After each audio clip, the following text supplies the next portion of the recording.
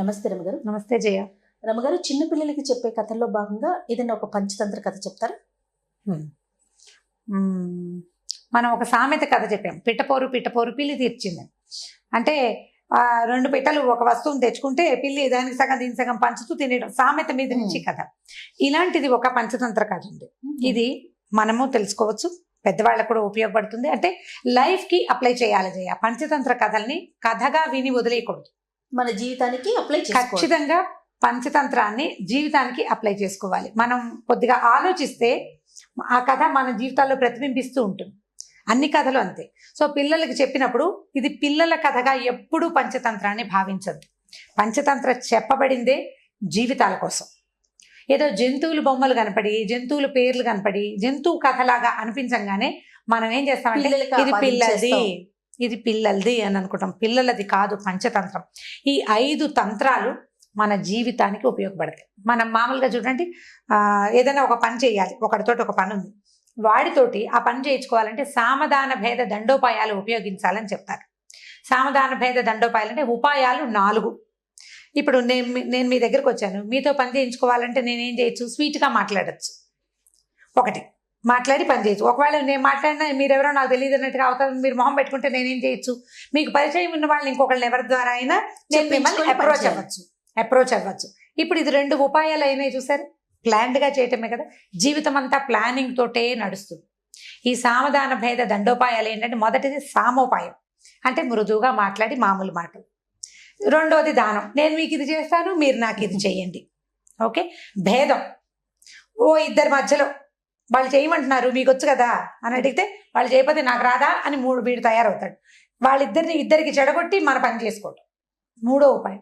4వది దండోపాయం, చేస్తావా చేయవా అని 2 కొట్టి పని చేయించుకోవటం. దండన అంటే డైరెక్ట్ గా మనమే కొట్టక్కర్లా, వేరే వాడితో దండింపజేసి వాళ్ళతో పై వాళ్ళతో కేకలేయించి, ఇవిడు చేయనంటోందేని మీ ఎండి గారితో మిమ్మల్ని కేకలేయించి పని చేయించుకోవటం, ఇది ఒక ఉపాయం. ఈ 4 ఉపాయాలు జీవితంలో దాదాపుగా ప్రతివాడు ప్రతిరోజు కూడా అప్లై చేయాలి. ఈ ఉపాయాలు పుట్టింది పంచతంత్రంలోనే. నేను అప్లై చేయనంటే లైఫే లేదు. అసలు అప్లై చెయ్యనుంటే చేయకుండా లేదు, అసలు చేయకుండా లేదు. పిల్లల్ని బతిమలాడతాం, స్నానం చేయి, మా నాన్న స్నానం చేయి, నిద్రలేదు స్నానం చేయి, వాడు చెయ్యడు, చేయనంటాడు. స్నానం చేస్తే చాక్లెట్ ఇస్తా అంటావా అనవా? అంటాం. లేదా నాన్నకి చెప్పి 3వది నాన్నకి చెప్పే ఉపాయం ఉంటుంది, తర్వాత ఉపాయం. స్నానం చేయట్లేదని మనమే ఒకటి వేస్తాం, అదో దండోపాయం అయిందా. వాళ్ళు ఎంత చక్కగా వాళ్ళ పక్కింటి వాళ్ళ పిల్లలు స్నానం చేసేసారు, వాళ్ళు ఆడేసుకుంటున్నారు, నువ్వు వాడుకోలేకపోతున్నావు, భేదోపాయం 3వది. స్నానం చేసేసి వాళ్ళు సినిమాకి వెళ్ళిపోయారు, నువ్వు స్నానం చేయకపోవటం ఇంకా అన్నం తినకపోవడం వల్లే నీకు సినిమా లేదు అంటే వాడికి వీడికి డిఫరెన్స్ క్రియేట్ చేసి పని చేయిస్తాం. ఇది ఉపాయం. వాడేమో దండోపాయం, మనమే 2 చెంపకాయలు పీకుతాము, లేకపోతే నాన్నతో తన్నిస్తానని బెదిరిస్తాం. ఈ 4 ఉపాయాలు వాడకుండా, నేను మదర్గా చెప్తున్నాను, మనిషిగా ప్రతివాడు ప్రతిరోజు ప్రతి విషయంలోనూ ఉపాయాన్ని వాడవలసిందే. ఉపాయం లేని వాడిని ఊళ్ళో నుంచి వెళ్ళగొట్టమని సామెత ఉంది. ఉపాయం లేనిదే కుదరదు, ఏదో ఒక ఉపాయం కావాల్సిందే. ఈ ఉపాయాలని మనము పంచతంత్రంలో నుంచి నేర్చుకోవచ్చు. నేను ఒక కథ చెప్తే అది పిల్లల కథగా భావించద్దమ్మా.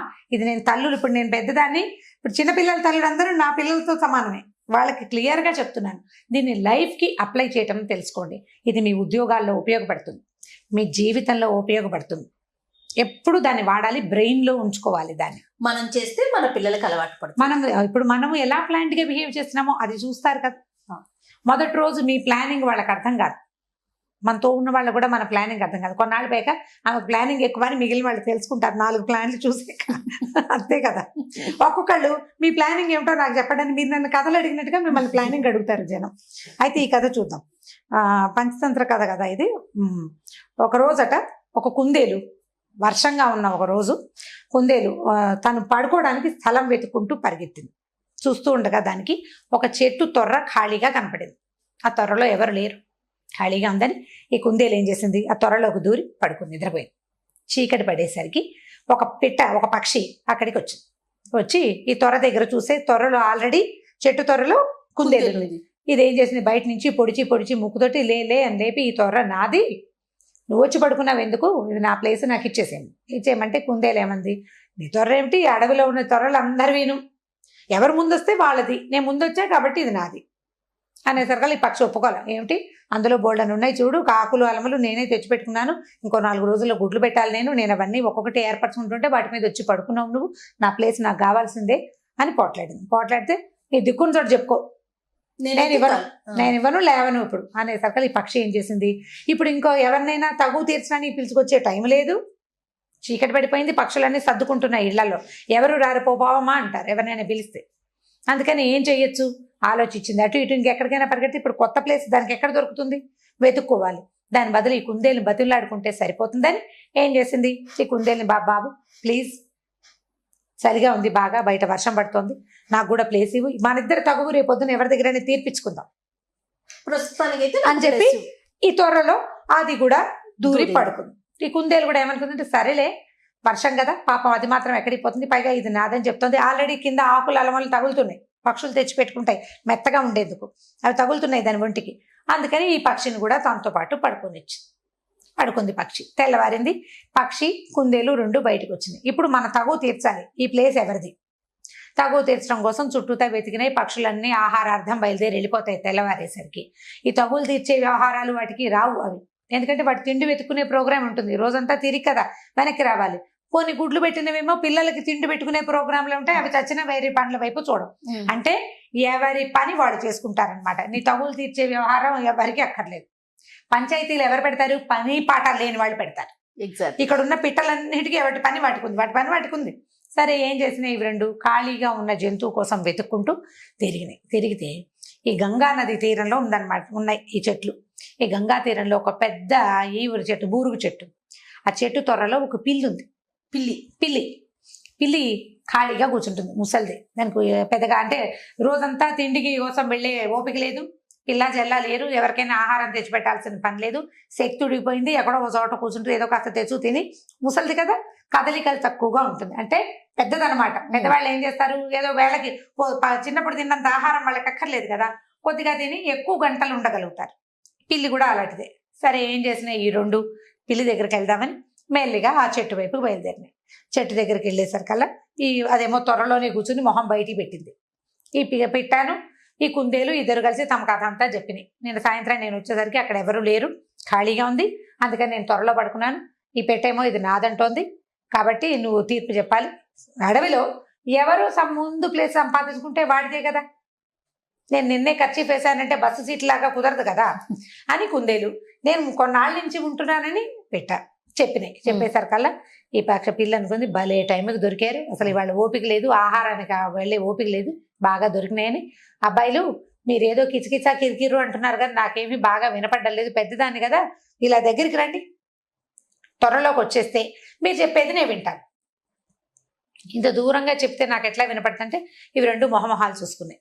ఏం చెయ్యాలి, పిల్లి దగ్గరికి వెళ్ళొచ్చా, ఆ పిల్లి కుందేల్ని చంపేస్తుంది, పిట్టని చంపేస్తుంది, రెండింటిని తినేయగలదు. అది ఏం చేయాలి ఆలోచించి, ఇది ఎలాగో ముసలిది, తొర్ర ఎలాగో చిన్నది, ఒకవేళ అదేమైనా చేస్తే పారిపోవచ్చు, అట్లా లోపల ఆలోచించుకున్నాయి. ఈ ఆలోచన కంటే ఆలోచన చిన్నది, తమ తగువు తీర్పించుకోవాలన్న ధోరణే వీళ్ళకి హెచ్చుగా ఉంది. అంటే ఫ్యూచర్ ఆలోచించకుండా ప్రజెంట్ సిచ్యువేషన్ని సాల్వ్ చేసుకోవటం మాత్రమే వాటి ఆలోచన. అందుకని ఇవి 2 ఏం చేసినాయి, మెల్లిగా అడుగులో అడుగేసుకుంటూ ఆ త్వర దాకా వెళ్ళి, అనుమానంగా ఉంది కొద్దిగా, బాగా కాదు, తగువే ఇంపార్టెంట్, లోపలికి వెళ్ళినాయి. త్వరలోకి వెళ్ళంగానే ఈ పిల్ల ఏం చేసింది, ఒక కాలేమో ఈ పిట్ట మెడ మీద వేసి దగ్గరికి లాగేసుకుంది, చటుక్కును నోరు తెరిచి ఆ కుందేలు మెడ గట్టిగా పట్టుకుని కొరికేసి, కుందేలు మెడకు తెగిపోయి పడిపోయింది. ఈ కాలి కింద పిల్లి గోళ్ళు మహాపదునుగా ఉంటాయి, ఆ పక్షి మెడ పట్టుకునేసరికల్లా మెడ కాస్త విరిగిపోయింది. చక్కగా ఇది తాపిగా ఆ కుందేల్ని పక్షిని చిన్నది కదా అది ముందు తినేసి కుందేల్ని రేపటికి దాచుకొని ప్రశాంతంగా మళ్ళీ 3-4 రోజుల తర్వాత తగు తీర్పించడానికి ఎవరు వస్తారోనని వెయిట్ చేస్తూ కూర్చుంది. ఇప్పుడు కథ చూడండి, ఇవి 2 తమ తాత్కాలికమైన తగాదా కోసం ప్రమాదకరమైన పరిస్థితి వచ్చే చోటకి వెళ్ళినాయి. ఇవి ప్రజెంట్ సిచ్యువేషనే తప్పిస్తే ఫ్యూచర్ ఆలోచన లేదు. దీన్ని పిల్లలకు అప్లై చేద్దాం. ముందు పిల్లలు ఎంతసేపు కొట్లాడుకుంటారు, స్కూల్లో కొట్లాడుకుంటారు, టీచర్ దగ్గరికి వెళ్తారు, 2 పిల్లలు కొట్టుకుని టీచర్ దగ్గరికి వెళ్ళంగానే ఆ టీచర్ ఏదో కేకలేస్తుంది, ఏదో చెప్తుంది, తర్వాత వీడికో నోట్సు వాడికో నోటు రాసేసి ఇంటికి పంపిస్తుంది. పేరెంట్స్ని పిలిపిస్తారు. అదే కాకుండా ఈ పేరెంట్స్ రావడము వీలు కుదిరితే కొంచెం నోరు గల అమ్మలక్కలు అనుకోండి, ఇద్దరు మీ అబ్బాయి చేశాడు అని పొట్టాడుకుని పిల్లలు ఆడుకుంటారు, వీళ్ళు మొహమొహాలు చూసుకోకుండా అవుతారు. ఇదొకటి. అక్కడి నుంచి ఈ టీచర్కి ఎవ్రీ టైం ఏ సిచ్యువేషన్ వచ్చినా వీళ్ళిద్దరు ఎప్పుడు కొట్టుకుంటారనే ఉండిపోతుంది ఇంప్రెషన్. తగాదాలు మనలో మనం తీర్చుకోవాలి. ఇప్పుడు పెద్దవాళ్ళ దగ్గరకు వద్దాం. ఇప్పుడు మనం అందరం అప్లై చేసుకోవాలనుకుంటున్నామా? అవును. భార్య భర్త పోట్లాడుకుంటారు చిన్న విషయానికి, దాన్ని వాళ్లే సింపుల్ గా సార్ట్ అవుట్ చేసుకుని, ఒకళ్ళు తగ్గి ఇంకొకళ్ళు పెరిగి, వాళ్ళు తగ్గినప్పుడు మనం పెరిగినప్పుడు రెండో వాళ్ళు తగ్గి చేస్తే సర్దుకుపోతుంది. దీన్ని పెద్దది చేసి మూడో వాళ్ళ దగ్గరికి తీసుకెళ్ళామంటే మనం ఫ్యూచర్ ఆలోచించాం. అమ్మ నాన్న అయ్యారనుకోండి, పిల్లల భవిష్యత్తు, పిల్లల జీవితం, ఎంత రోడ్డు ఎక్కుతాం మనం, మళ్ళీ కలిసి ఉండాల్సి వస్తుంది. ఎలాగో మీ మీద ఉన్న బ్యాడ్ ఇంప్రెషన్, వీళ్ళు ఎప్పుడూ కొట్టుకుంటారు అన్నమాట అలాగే ఉండిపోతుంది. భార్య భర్త ఇట్లా, అక్క చెల్లెళ్ళు వాళ్ళు అంతే, తోడుకోడళ్ళు వాళ్ళు అంతే, అత్తా కోడలు ఎవరైనా అంతే. మనం తాత్కాలికంగా వచ్చిన తగాదాన్ని ఇప్పుడు ఆఫీసులో కొలీగ్స్ కూడా అంతే. ఇప్పుడు ఒకే త్వరలో కుందేలు పక్షి సర్దుకుని పడుకున్నాయి. అదే సర్దుబాటు కొన్నాళ్ళు చేస్తే సరిపోతుంది. మర్నాడు తగాదా తీర్చడానికి మూడో మనిషి దగ్గరికి వెళ్ళేసరికల్లా అది ప్రమాదంగా వాటికి సంభవించింది. మనం చచ్చిపోవనుకోండి, అవి చిన్న పక్షులు కాబట్టి, జంతువులు కాబట్టి. ఇప్పుడు ఈ కథని పెద్ద విషయాలకి అప్లై చేసుకోవాలి, మన జీవితానికి అప్లై చేసుకోవాలి. ప్రతి చోట అంతే మనం గాడిద ప్లానింగ్ కథ చెప్తున్నామా? ఆ ప్లానింగ్ పిల్లలకేనా? మనకు కాదా? ఖచ్చితంగా మనకు కూడా ప్లానింగ్ కావాలి, మనకి కూడా జాగ్రత్త కావాలి, మనకి కూడా తెలివి కావాలి, పిల్లలకే కాదు. ఇది మొత్తం ప్రతి వ్యక్తికి, మానవులకి అవసరమైన విషయాలు. నీతి కథలన్నీ పిల్లలకి చెప్పడానికి కాదు, నీతి కథలు మనం తెలుసుకోవడానికి కూడా కాదు, తెలుసుకుని అప్లై చేయటానికి, జీవితంలో దాన్ని వాడుకోవడానికి. పంచతంత్ర కథని శ్రద్ధగా వినండి, శ్రద్ధగా చదవండి, దాన్ని మన జీవితానికి అప్లై చేసే ప్రయత్నం చేయండి. ఒకసారి కనుక మనకి ఇది అర్థమైతే మనం కొట్లాటలకు వెళ్ళం. ఏదైనా వచ్చినా మనలో మనం సార్ట్ చేసుకోవాలనుకుంటాం, ఆలోచన మారుతుంది. మీరు ఆలోచన మారడానికి ఇది తీసుకోండి. మీకు పంచతంత్ర కథ ఒరిజినల్ ఎప్పుడు నేను మీకు చెప్పలా. విష్ణు శర్మ అనే ఒక పండితుడు తెలివి తక్కువ రాజుగారి అబ్బాయిలు నలుగురు, రాజుగారి తెలివైన వాడు, ఆయన పిల్లలు నలుగురికి పొట్టి తెలివి తక్కువ వాడు. ఈ నలుగురు తెలివి తక్కువ పిల్లల్ని రాజుగారు ఆ విష్ణు శర్మకి అప్పచెప్పాడు. ఆయన ఈ కథలు, పంచతంత్ర కథలు చెప్పి వీళ్ళని రాజకీయ దురంధరులుగా చేశారట. అలా వచ్చినాయి కథలు. వాళ్ళకి ఈ జంతువుల కథలు చెప్తూ ఎట్లా మీరు లైఫ్ కి దీన్ని వాడుకోవాలో చెప్పాడు. బుద్ధిని పెంచుకోవాలి. కథని పిల్లలకి చెప్పడం కాదమ్మా, మీరు కూడా దాన్ని లైఫ్ కి అప్లై చేయడానికి ట్రై చేయండి. మీరు ఎవరైనా ఒకళ్ళు, ఇద్దరు, ముగ్గురు అయినా సరే, ఇది ఈ కథ నాకు లైఫ్ కి ఉపయోగపడింది అని మీకు అర్థమైందా, అప్పుడు మీరు కథ చెప్పడం మొదలు పెడతారు నాలాగా. సూపర్. అంతే, దీన్ని అప్లై చేయండి. ఏ నీతి కథనైనా ఇలాగే చేయాలి. మనం పిల్లలకి ఏదో ఒక స్టోరీ కోసం కాకుండా నీతి జీవితానికి ఉపయోగపడే నీతి అంటేనే అది. రమగారు, పంచతంత్ర కథలో భాగంగా ఈరోజు ఒక స్టోరీ చెప్పండి. అంటే మనం పంచతంత్ర నీతి కథలు అని చెప్పాం కదా. అవునండి. సో ఈ నీతి కథలు చెప్తాం. మనకి తెలుగులో పద్యాలు ఉన్నాయి. సుమతి శతకం, వేమన శతకం పద్యాలు ఉన్నాయి. కొంతమంది అడుగుతుంటారు, శతక పద్యాలు చెప్తారా మీరు, ఇందులో చెప్పండి అని. ఇందులో చెప్పడం అయితే సాధ్యపడే వ్యవహారం కాదు. 1-2 సార్లు ట్రై చేసాం, అదేమంత బాగా వర్కౌట్ అయినట్టు అనిపించలేదు.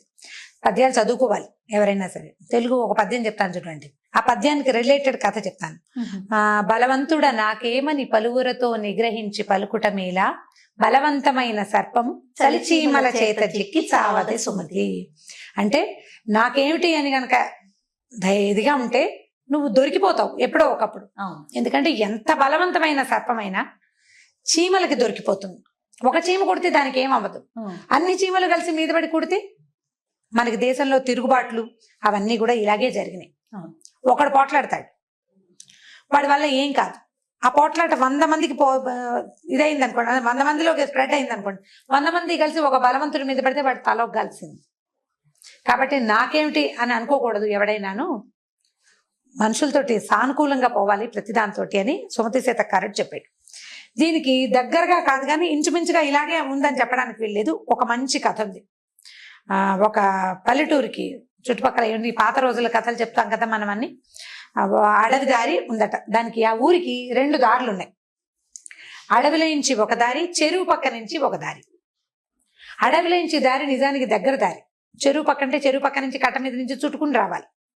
అయినా కూడా ఈ దగ్గర దారిని ఎవరు తీసుకోకుండా ఈ చెరువు చుట్టుపక్కల నుంచి నడిచేవాళ్ళ బోల్డన్ని కిలోమీటర్లు అంటే బోల్డన్ని మైళ్ళు నడవాల్సి వచ్చేది. ఎక్కువ పర్లంగుల దూరం ఉండేది. ఇది తక్కువ, కానీ వచ్చేవాళ్ళు కాదు. ఎందుకు వచ్చేవాళ్ళు కాదంటే మధ్యలో ఒక పెద్ద పుట్ట ఉందట. ఆ పుట్టలో పెద్ద పాము, చాలా పెద్దది. అసలు అది నోరు తెరిస్తే అంటే అది పడగ తెరిస్తే ఇంత పెద్దది, 5-6 చేతులు కలిస్తే ఎంత ఉంటుందో అంత పెద్ద పడగతోటి ఆ పాము బుసలు కొడుతూ కనపడ్డ వాళ్ళ వెంబడబడి హడలు కొట్టేసేది. హడలు కొట్టేసి ఇక ఏం చేస్తారు జనం, దాంతో ఈ దగ్గర దారిని కూడా వదిలిపెట్టేసి ఇప్పుడు పక్క ఊరు నుంచి ఈ ఊరు రావాలంటే అడవుల నుంచి వస్తే 10 నిమిషాల్లో వచ్చేస్తారు. అలా కాకుండా ఇంకో పక్క నుంచి చెరువు పక్క నుంచి అయితే ఆ 30 గంట పడుతుంది. ఈ 5-10 నిమిషాల దూరాన్ని వదిలిపెట్టేసి ఆ 30 గంట దూరాన్నే తిరిగేవాళ్ళు. అయితే ఒకనాడు ఒక మునీశ్వరుడు ఈ దారిలో నుంచి వస్తున్నాడు, అడవి దారిలో నుంచి. అవతల ఊరు నుంచి ఆ పక్కన ఏదో అడవి ఉంది, అందులో నుంచి ఆ ఊరు దాటారు. అక్కడి నుంచి ఈ ఊరు రావడానికి ఈ అడవి దారిలో వస్తుంటే ఈ పాము బుసలు కొడుతూ ఆయన వెంట పడేసరికల్లా ఆయన కేకలేసాడు పావును. ఏమిటి నువ్వు, ఇదేం పద్ధతి, ఇలా చేయకూడదు, నువ్వు ఇంత పెద్ద సర్పాన్ని తపస్సు చేసుకోవాలి, నీ ఇంత శిరస్సుతోటి నీకు ఊర్ధ్వలోకాలు మంచివి దొరుకుతాయి, ప్రతివాడు మరణించాల్సిందే, ఇవాళ కాకపోతే రేపు. నువ్వేం కూర్చుంటావా ఇక్కడ, నువ్వేం కూర్చోవు భూమి మీద, ఎవరైనా వెళ్ళిపోవాల్సిందే, నీకు టైం వస్తుంది. నువ్వు ఇలా అందరినీ బెదరగొడుతూ ఈ రకంగా చేశావంటే నీకు నరకం వస్తుంది పైకి వెళ్ళాక, ఇదేదో బాగుంది అనుకుంటున్నావని దాన్ని బోధించాడు బాగా. ఆ సర్పానికి బోధించి ఇట్లా మనుషుల్ని కాటేయటము, వాళ్ళని బెదిరించటము, అంటే ఇలా కాటేయటము, మనుషుల్ని హింసించడం మంచి పద్ధతి కాదని, ఆ టైంని సాత్విక ప్రవృత్తితోటి గనక నువ్వు పొందించావంటే రేపొద్దున ఊర్ధ్వగతులు బాగుంటాయని బాగా బోధించాడు. ఆ సర్పం ఇంత పెద్ద మహానుభావుడు ఋషీశ్వరుడు చెప్తున్నాడని సరేనని ఒప్పుకుంది. అయిందా, సరే. ఇలా కొంతకాలం గడిచింది. ఈ ఋషీశ్వరుడు కొన్నాళ్ల తర్వాత ఒక 6 నెలలకు అనుకో, ఏడాదికో, 6 నెలలకు అనుకుందాం, మళ్ళీ అదే దారిలో నుంచి తిరిగి వచ్చేస్తే ఆయన వచ్చే టైంకి ఈ సర్పం బక్కచిక్కిపోయి ఒంటి నిండా దెబ్బలు, గాయాలతోటి, రాళ్ల దెబ్బలు తగిలి స్వస్తినో దేవుడా అన్నట్టుగా కనపడింది ఆయన. ఆయన తెల్లబోయి, ఇదేమిటి ఇలా అయిపోయావు, మొన్న వచ్చినప్పుడు అంత శుభ్రంగా ఉన్నావు, అంత బారు, అంత బలంగా ఉన్నావు, ఇంత పడగా అంత ఇదిగా ఉన్నవాడివి, ఇలా అయిపోయావుటో నువ్వు అని అడిగాడు. అయ్యా మీరు చెప్పారు కదండి మనుషుల్ని హింసించని, సాత్వికంగా ఉండమని. నేను సాత్వికంగా ఉన్నాను. ఉండేసరికల్లా ఈ ఊరి జనం అంతా తెలుసుకున్నారు ఈ పాము ఎవరి వెంట పట్టలేదని, ఎవరిని చూసి బుసలు కొట్టట్లేదని, ఎవరిని కాటేయటానికి ప్రయత్నం చేయటం లేదని తెలుసుకుని వాళ్ళకి అలుసైపోయింది ఈ పాము. అలసైపోయి ఈ గొడ్లకాడ బుడ్డాళ్ళు ఉంటారు, ఆవుల్ని గేదెలు తోలుకొచ్చే వాళ్ళు, మేకలను కాసుకునే వాళ్ళు, వాళ్ళంతా తలా ఒక రాయి విసిరేసి ఒకటి తోక పట్టుకుని గిరగిర తిప్పి పారేసి దాన్ని ఊళ్ళో జనం కూడా ఊరి జనం కూడా అటువైపు వచ్చినప్పుడల్లా ఏది పాము వస్తుందో రావట్లేదో చూసి దాన్ని ఆట పట్టించి, ఇప్పుడు మీరేమో సాత్వికంగా ఉండమన్నారు, సాత్వికంగా ఉండేసరికి ఇలా చేశారండి అంటే మునీశ్వరుడు అన్నట్టు, ఓ నీ తెలివి తెల్లారా, నేను కాటేయొద్దన్నాను కానీ బుసలు కొట్టొద్దన్నాను. నేను బుస కొట్టాలి, నువ్వు కాటేయద్దు. కాట అందుకుని సంపద్దు జనాల్ని హింసించద్దని చెప్పాను కానీ నీ సహజ గుణమైన బుస కొట్టడానికి కూడా నువ్వు మానేస్తే ఇప్పుడు ఏమైంది చూడు, నీ పరిస్థితి ఏమొచ్చిందో. కాబట్టి ఇలా తెలివి తక్కువగా చేయకూడదు. సాత్విక ప్రవృత్తి అంటే అనవసరంగా అన్నెసెసరీగా ఎవడి జోలికి వెళ్ళొద్దని, అంతేగాని నీ సహజ ప్రవృత్తిని దాచుకోమని కాదు.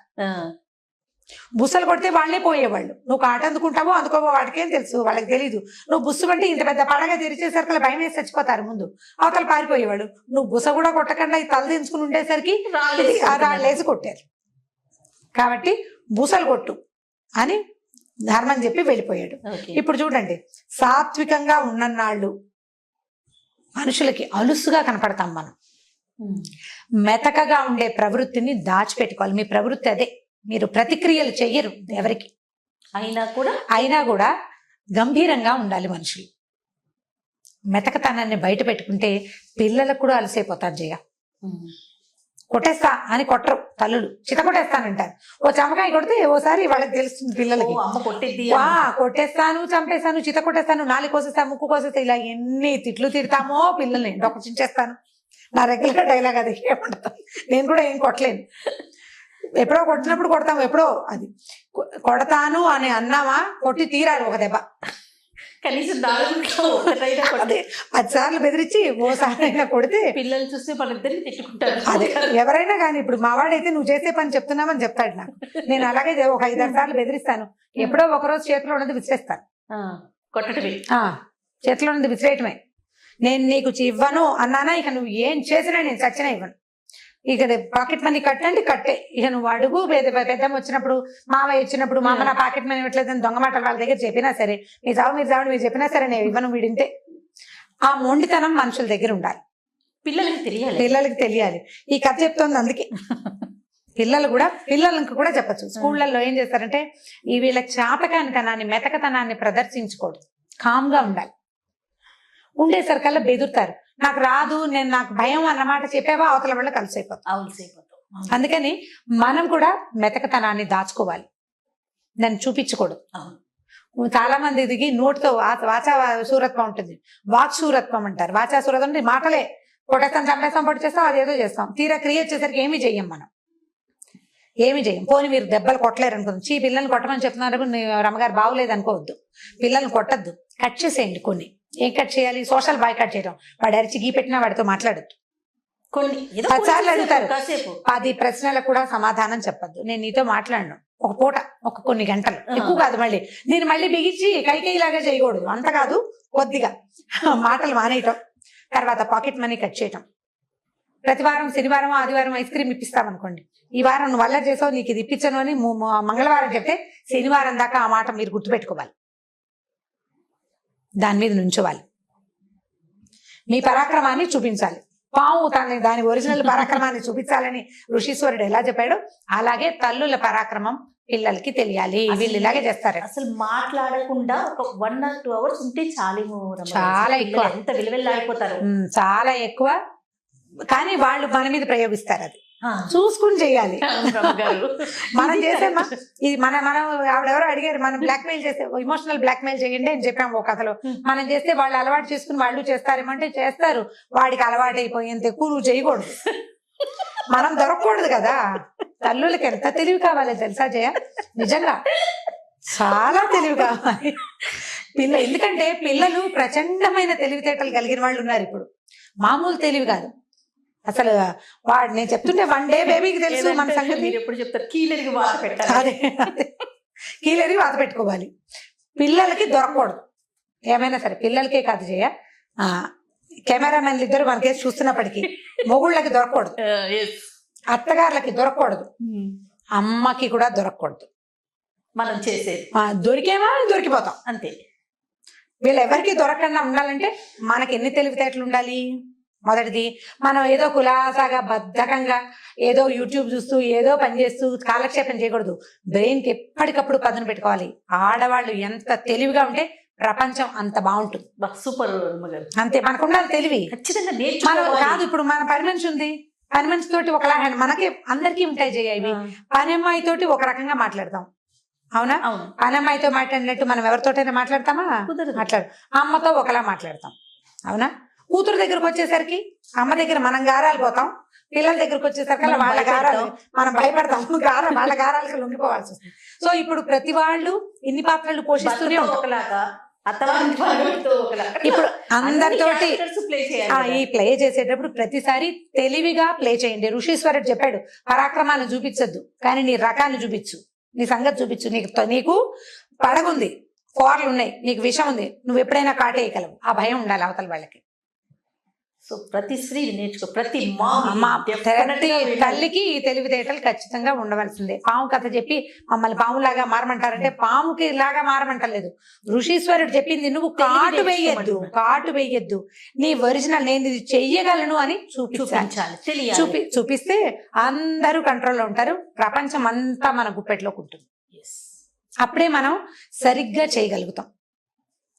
అప్పుడే మన ఆఫీసుల్లో కూడా ఆఫీసుల్లో ఇంతే, మనం వర్క్ ప్లేసుల్లో ప్రతి చోట మన అస్తిత్వాన్ని మనం నిలబెట్టుకోవాలంటే తెలివిగా వ్యవహరించాలి. మెతకతనాన్ని ప్రదర్శించకూడదు, దాన్ని దాచుకోవాలి. మనం మెతకైనా కూడా దాన్ని చూపించకూడదు, గంభీరంగా ఉండటం నేర్చుకోవాలి. థ్యాంక్ యూ సో మచ్ రమ్మ గారు. ఓకే, వ్యాలిడ్ పాయింట్స్ వచ్చాయి అనిపిస్తుంది అంటే మీకు పాయింట్లు. సరే, దీంట్లో ఎన్ని కామెంట్లు వస్తాయో చూడాలి, చూద్దాం.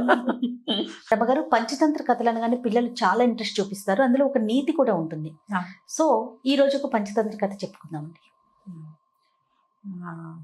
ఎవరితో ఫ్రెండ్షిప్ చేయాలి అనే దాని మీద ఒక కథ చెప్తాం.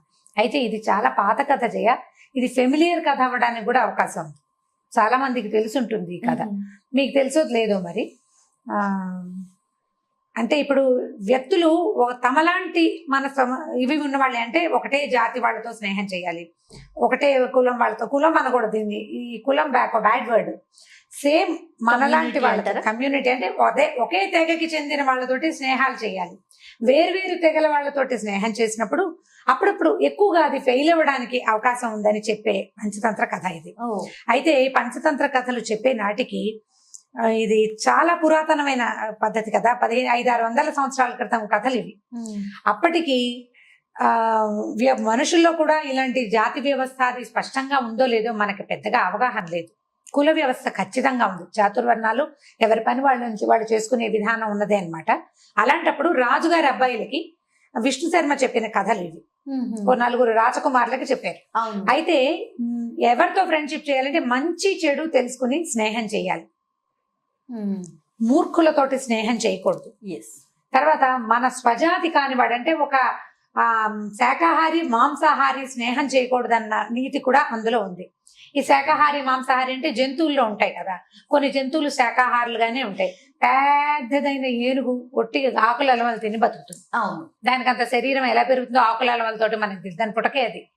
కోతులు మంకి అవన్నీ కూడా శాకాహారులు, ఎల్లేళ్ళని ఇవన్నీ. ఇప్పుడు మాంసాహారులు అనేసరికల్లా నీళ్లలో ఉండేవి మాంసాహారులే, పక్షులన్నీ మాంసాహారులే, పెద్ద జంతువులు అంటే నక్క తోడేలు లాంటి సాధారణ జంతువుల నుంచి హైనాలు ఇవి కాకుండా పులుడు సింహాలు మాంసాహారు, ఇవన్నీ మాంసాహారులు. ఇప్పుడు ఒక మాంసాహార జంతువు ఒక శాకాహార జంతువు స్నేహం చేస్తే మాంసాహార జంతువు వల్ల శాకాహార జంతువుకి సమస్య రావచ్చు అని చెప్పే కథ అన్నమాట ఇది.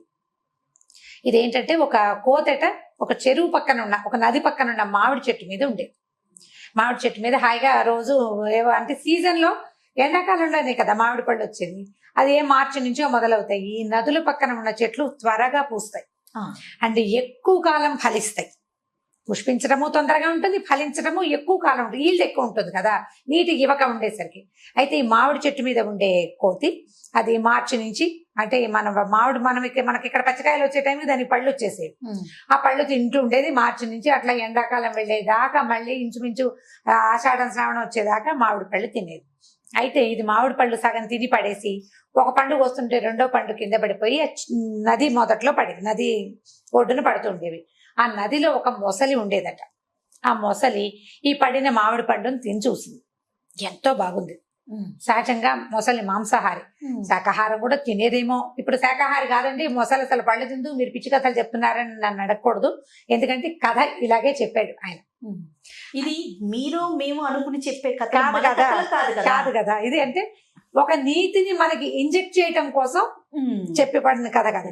ఈ మొసలి ఇక మామిడి పళ్ళు తినేది, తింటుంటే చాలా బాగున్నాయని కోతికి చెప్పింది. కోతి ఏం చేసింది, అప్పటి నుంచి కొంచెం స్నేహం చేసుకున్నాయి అనమాట రెండు. ఈ రకరకాల పళ్ళు తను కోసుకుని తింటున్నప్పుడల్లా ఓ పండు కిందకి పడేస్తుండేది, అడవిలోకి వెళ్ళి జామ పళ్ళు తెచ్చు తినేది, ఓ 2 జామ పళ్ళు మొసలికి కూడా తెచ్చిచ్చేది. ఇలా తీయటి పళ్ళు తింటూ ఉండేది మొసలి. అయితే ఇలా రోజులు గడుస్తూ ఉండగా ఒకసారి చాలా పళ్ళు పెద్ద గాలి బాగా వచ్చి పళ్ళు ఎక్కువ రాలిపోయింది. కోతి మొసలి తినగలనని తిన్నాయి. కోతి అంటే ఒక కోతే ఉండదుగా, చుట్టుపక్కల పోవడం కోతులు ఉండుంటాయి, అవి ఇవి అన్ని తినేగా కూడా కొన్ని పళ్ళు ఉండిపోతే ఈ మొసలి ఏం చేసింది, ఈ పళ్ళని తన భార్యకి తీసుకెళ్ళిందట.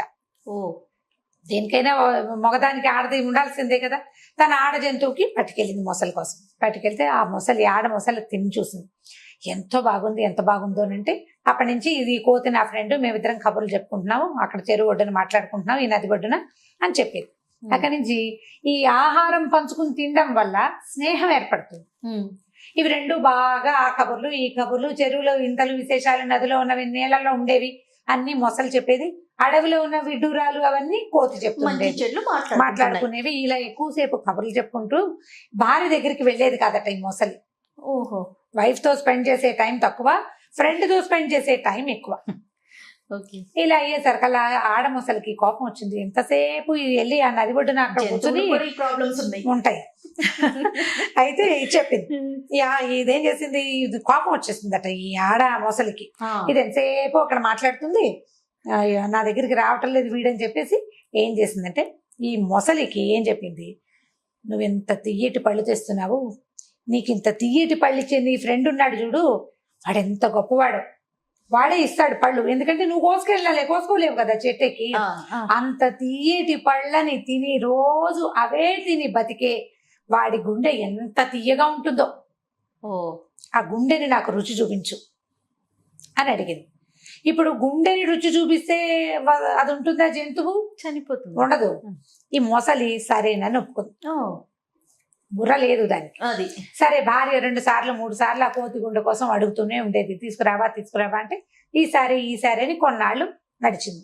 తర్వాత ఒక రోజు మాటల మధ్యలో తన భార్య ప్రస్తావన వచ్చినప్పుడు, మా ఆవిడ నేను ఎప్పటి నుంచో తీసుకురమ్మంటుందో, నేను చూస్తానంటుంది అని కోతిని అడిగేసరికల్లా కోతది, దానిదేముంది, వస్తా పదా, నన్ను తీసుకెళ్ళు అని చెప్పేసి ఈ మొసలి వీపు మీద కూర్చుంది కోతి.